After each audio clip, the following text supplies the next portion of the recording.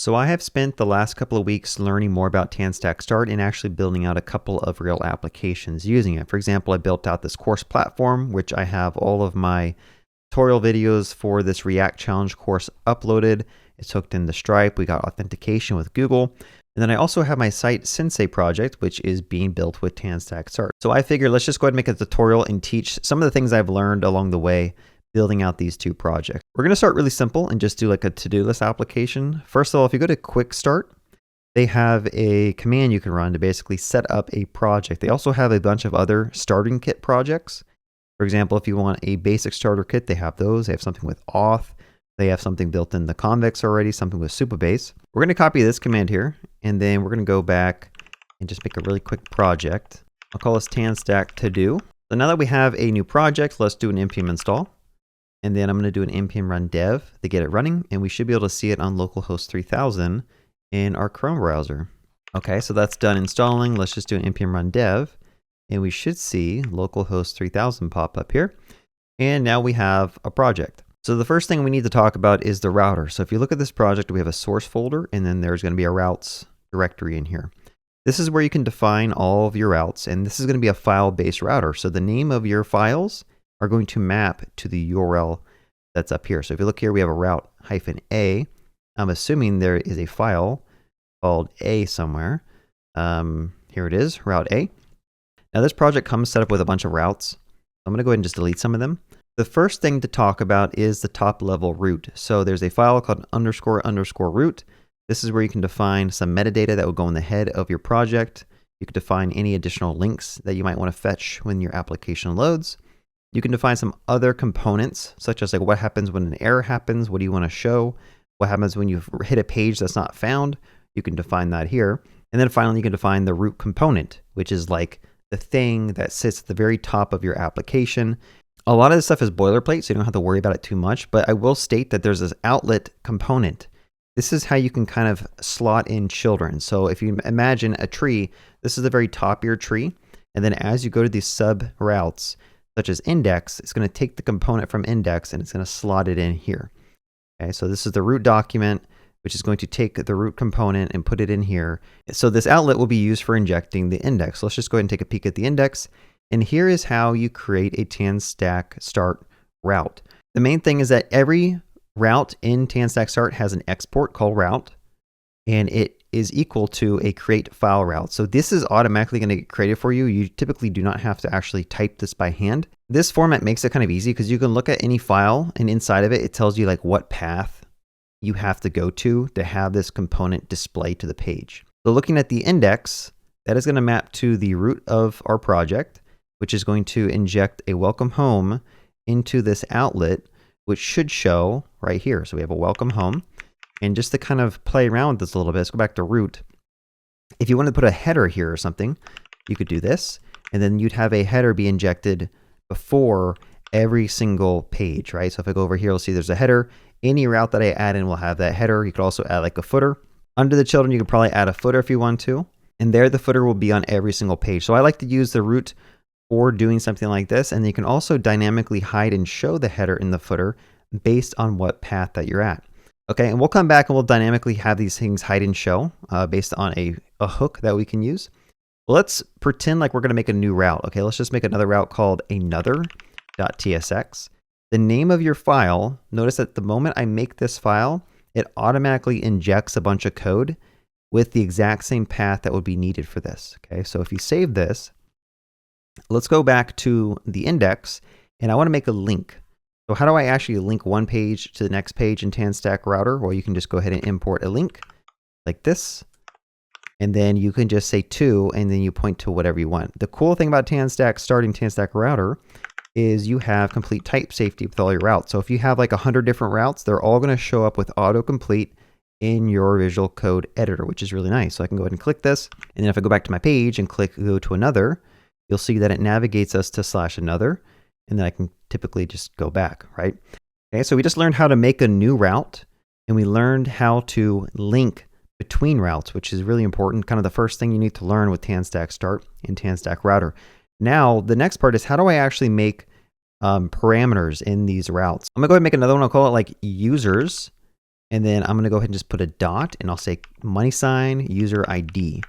So this money sign is how you can define a like path parameter. So like if you were to go up here and say user/Cody, I want to be able to extract that Cody and use it in my code when the page is loading, right? So the way that you can get this is I can go up here and say const user ID is equal to route.useParams. Make sure it's route, not router. Okay, so now we should be able to basically say hello user ID, save this and go back, and notice that if I go to this page, it says hello Cody. Okay, so we took that information from the URL, automatically extracted it to a variable, and it's being displayed right here. And this, which is really useful because you often want to fetch information when this route is loading and maybe, fetch some stuff from the database. So now that we have the user ID, how do you actually fetch data? Because typically when you load a route, you want to fetch some data and display it. The traditional way, if you're used to like doing a VDAP or a single page application, is you'd have like a use effect that does like a fetch request to an API endpoint and you just pass that user ID. Or you could use like TanStack Query. Again, you're going to wrap that fetch function.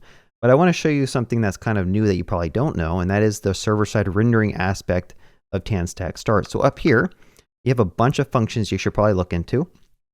The most important ones are before load. This is where you can run some code to do like an authentication check and then redirect the user somewhere else. But you also have a loader.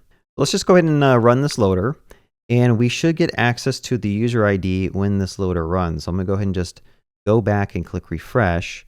And notice on the backend API endpoint, it says fetching user Cody. So everything you put here in the loader, it is going to run on the initial server-side rendering, and it's going to basically return any data.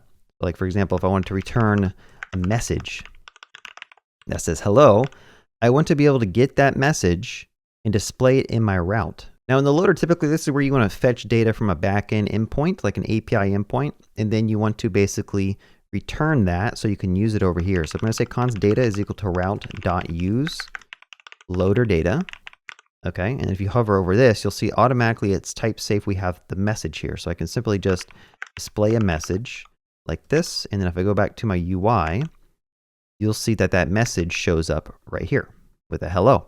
Let's keep taking this one step further, because having some hard-coded code or string returned isn't very useful. Typically, you want to return data from a backend endpoint. You want to fetch data from a database and then probably return it here. The most important thing to point out is that the loader is isomorphic. I think that's the correct term for it. This is going to run on both the front end and the back end, which means you cannot do database calls in this function. You cannot do backend related calls in this function. I'm going to say it again. You can't do a drizzle call. You can't do a Prisma call. You can't do any type of native type of backend thing here, because this is supposed to run when you're navigating around routes, when it's in the client side mode, and also when it's in the server side mode. So this brings us to another really important topic, and that is server functions. So I'm going to go ahead and say like my server fn, and then we're going to say equals create server function. And then I'm going to go ahead and say handler like this, and just go ahead and have this return some data. So inside of the server function, this is where you can actually start fetching data from a database. So if I had Prisma or Drizzle installed, I could go ahead and like fetch data here. I could say like const data equals await, I don't know, db dot whatever. I'm just going to pseudocode it because I'm too lazy to install a real database. But you can do whatever type of node-related processing inside your server function, not inside your loader, inside your server function. And then once you have a server function, you can invoke it from your loader. So now I'm going to go over here and say const data is equal to await my server function, and then you could just return the data. You will also get access to some params, so I can just go ahead and get the context, some data, method or response. If you want like the actual like HTTP request response, you can get that. Typically data is like the payload, so if you wanted to pass some data here, so I could say like Cody, I could say const name is equal to data dot, or sorry, params dot data dot, and then we're going to go ahead and put a Cody here. But I do want to point out one more thing. So in front of the handler, you can add a validator. And this is going to take in a Zod object, and you can have it be passed in. I know this says Vinci, but I believe this is just a Zod object. But you'll see here I have this object here. So I can now say data dot comma user ID. And then down here, if I wanted to pass that in, I could say data, user ID, hard code it to say Cody. Now it might be kind of conflating terms with like the user ID and the path params and what I did here. So maybe I should name this something else. Like instead of user ID, I could just say like random thing. Okay, I'm gonna just, whatever you want to call it, I'll call it random thing, and this could be like ABC, so you guys aren't confused. And then over here, we can go ahead and get that random thing, and then we can do something with the random thing, such as like fetch something from a database, and then we can return something from the database here. So this is a server function. This is like the coolest thing about TanStack Start. It's also kind of similar to a server action in Next.js, where you can create functions that when you call them from the front end, it abstracts away like the whole API endpoint, and you get type safety from the front end to the back end, which is amazing. So let's actually try to get this data. It's going to be passed to the loader, and then we pass that back inside of data. And then over here, we should get access to something here. So I should still get access to message. And if I refresh the page, it should say hello. So this doesn't really change the functionality much because again, we're passing in hello from the server function that gets sent here from the loader, and then that gets sent to the front end. Now, the thing I do want to point out is that if you have like a math.random in here, I'll say like await new promise, we're going to wait for like 2 seconds. And then we're going to go back to the main page. And I'm going to say /user/Cody, and notice that it takes 2 seconds for that page to load. Now, the reason I did this is I wanted to show you that this is going to wait. Okay, it's going to wait 2 seconds before the data comes back from the database, and the loader is also going to wait. Okay, so it's going to block until everything is done. Now, maybe that's something you want if you're trying to like improve search engine optimization and make sure that the entire like blog post is rendered before the page even loads. But for a more interactive application, that's probably not what you want, right? You don't want to wait until the thing to finish loading for the page to actually render out. Now, one thing you do is you can install Tanstack Query, which I would recommend that you install. If you're going to work with Tanstack, you should probably install this. It's like the most important package. Let's just install this real quick, and then we will just set it up as it's installing. So if we go to the root, we can bring in a provider here. So I'm going to bring in the root, and then we're going to wrap this. I believe we can just do this. So I'll just go ahead and put this here, and then we're going to go ahead and import this, and then we need to make a query client, and I'll put that up here. Go ahead and import that as well. And then, yeah, we should be good to actually start using it. So now we can go back to our main page. Let's say you didn't want to write all this code here with your loader because it's just kind of additional boilerplate.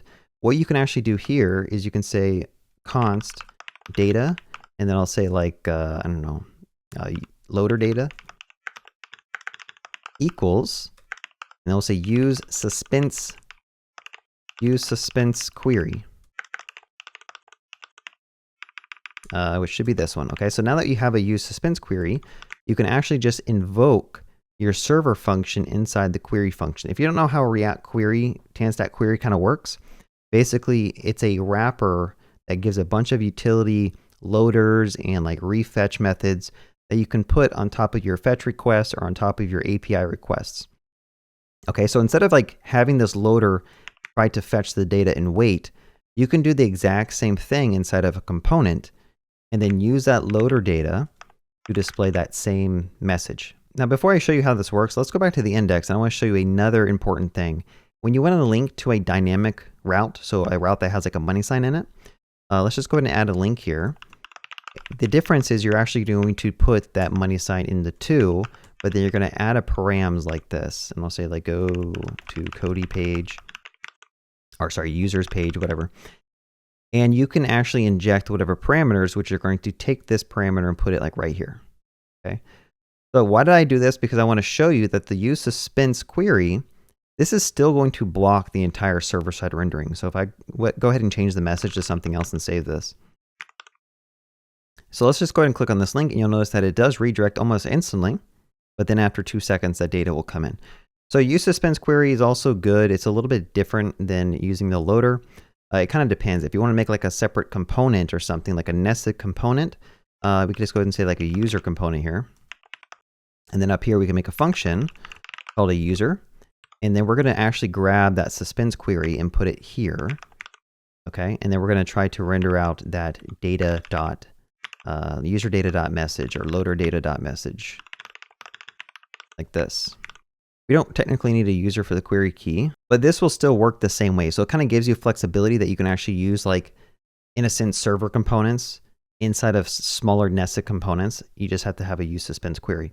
But again, my original point was, let's say you don't want to block the entire UI to wait for this data to come back. Well, you could do it the traditional way. So I could say use query, and then we're going to do the exact same function call, but instead, well, we're going to put a little question mark here because this could potentially be undefined. So exact same type of code, but now it's a use query instead of use suspense query. And I want to show you the difference. So now if I go back to the home page, just refresh so I can clear that cache out. Let's click on this and notice that instantly I get moved over to this page. And then after 2 seconds, the message comes in. Okay, so you can kind of have this stuff fetch after the page is already loaded. You can have it fetch some additional data using this use query, which is just going to invoke our server function, which we already defined, and then we'll get back that data. So this is nice if you want to load a dashboard page, but then there's like a separate place in the page, which might take a little bit of time to load, but you don't want to block the entire page to wait for that data. So typically what you could do here is I could say like is loading or is fetching, and then I could say show us the loading message when this thing is still loading. So I'm going to go back and just refresh. You'll notice it says loading for a little bit, and then it'll switch. And there's a bunch of other things on this that you should probably look into. There's like a is success. There's an is fetching, I believe, which you can use for mutations. If there's a loading error, it's good to be aware of all these different booleans that you can use because you can toggle and show different stuff based on those, right? Okay, so we talked about the router. We talked about having a path parameter. We talked about how to load that path parameter using route.useparams. We talked about the loader, which is an isomorphic thing that runs on the front and the back end, which you can use to call API endpoints. In our case, we used it to call a server function.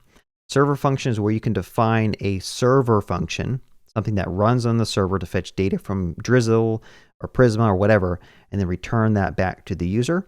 We talked about how we can use suspense query to block the component in the whole page until all of the fetch requests are done. And then we also talked about the traditional use query, which allows us to show loaders in individual sections of the page, which is really nice as well. Now, like I said, there's some other things here, like you could do it before load.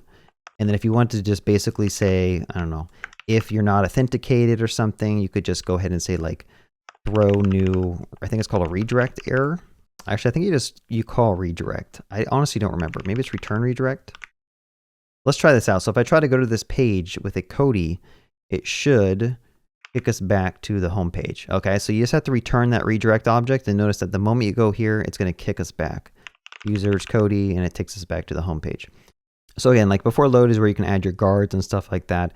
For now, I'm going to actually comment this out. We don't want this. I want to show you something else that's really important. So let's say you don't want to show the header or the footer on a particular page. Let's go back to the root, and then we're going to bring in a hook. I'm going to say const router state is equal to use router state. This is very important. So the router state is how you can actually get and listen to the location that's changing in your browser. So like if I don't want to show the footer or the header, I'll say const hide footer equals, we can basically check if the router state's location is @/users, then like don't show the footer. And then we could just go ahead and like wrap this whole thing like this. And we can also say like a const hide header. Let's say there's like another page that you don't want to show unless they're on a certain route. And we can just hide the header as well. So now if I were to go back and click on the users page, I need to get rid of that redirect. Where's that redirect happening? Okay, so now if I were to click on and go to the users page, notice that the header and the footer are now gone.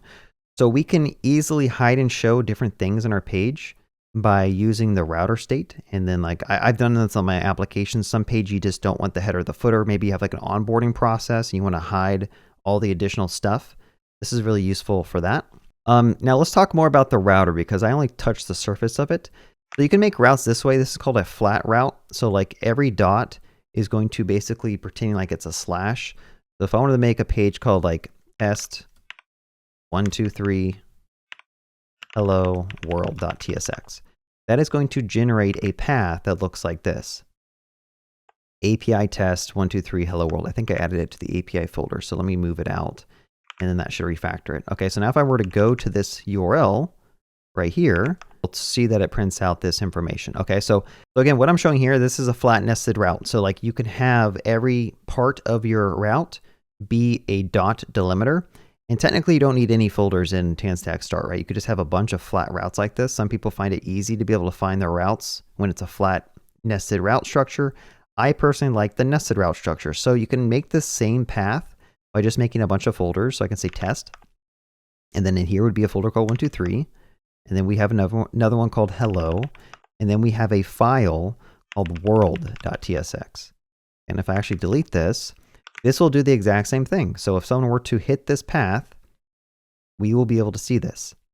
I like doing this because it allows me to nest components inside of different pages.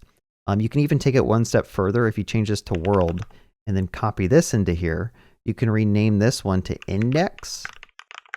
And then that will be the exact same thing. So the router is a little confusing because it's very flexible. There's a lot of ways to make the routes, but that's good because as a developer, sometimes you just don't want to be stuck in this paradigm of only doing file-based routes or only doing folder-based routes. I think this approach is actually really good. It's just kind of confusing when you first start. But the reason this is good is because now let's say I have like 20 different components I want to put on this page. I could make a minus sign and then name it whatever you want. I'm going to call it components. And this is going to tell the router to like ignore this. Don't actually look at this. And so like you can make components here, like I said, like user.tsx, and I can say export function user, and then I can import this over here. So I'll just go ahead and say user, and then like this. So if you wanted to have all your components next to a certain file, you can do that. You can also probably just put a hyphen in front of them, I believe. So another thing I want to point out is the layout. So I'm going to make another folder called dashboard. And then I want to make a generic top level layout that all the different dashboard routes have to follow. So I'm going to go ahead and just put a route here. This is how you can potentially do a layout. And then I'm going to go ahead and just put a side navigation. Okay, and then I'll do like a main, and then here will be my outlet. Remember I talked about the outlet already? So let's bring in the outlet. And basically every page that you put here, the route's going to be ignored. So if you go to dashboard/index, and then I put some information here, let's go to the dashboard page. And then go to the index and notice that we have a sidebar that pops up and we also have the main content. I could probably style this so you guys aren't totally confused. I'm going to say style this sidebar. Okay, let's save this. And now we have like a sidebar on the left, and then on the right would be the main, the footer and stuff. So I should probably also put like a flex here or something, just so that we can actually see it. Okay, so if you want to do a traditional like two column layout type of thing, this is how you can do it. And so now every page in the dashboard will have a sidebar, and then everything on the right is where the actual content is. So if I were to make another file called like test.tsx, now if I were to go to test, notice that it just changes the right side of the page and it keeps the left side untouched. So the route.tsx is how you can make a shared layout type of thing, which I have done in my applications as well. Now you can also achieve this exact same way using something called pathless routing, which it's a little bit confusing, but I'm going to go ahead and just show you how it works anyway. So you can do the exact same approach. You can just put an underscore here, and I can just go ahead and call this other. You can name this whatever you want, but anything that you want to use this other type of layout, you have to just prefix it. So for example, if I want to test to have a particular type of layout, but I don't want the index to have that layout, we could do something like this. And so now if I were to save this, and then click on, go to the main page, notice that there is no side navigation anymore because we basically told this to break out and only have the layout apply to certain pages. I know this is kind of confusing, but like you can have two different types of layouts. So like over here I'm going to say 1, 2, 3, and I'll put an outlet like this. And now we have like a top level route, which is going to wrap the index. I'm going to go ahead and say make flex to column. So inside the top level route, I'm going to go ahead and just display 1, 2, 3, and then the outlet. But then if I were to go to test, notice that now it has a top level route. This has another route. And now we have the actual content over here, which my head's hiding. So again, it's kind of like a layout. And then this is also a layout.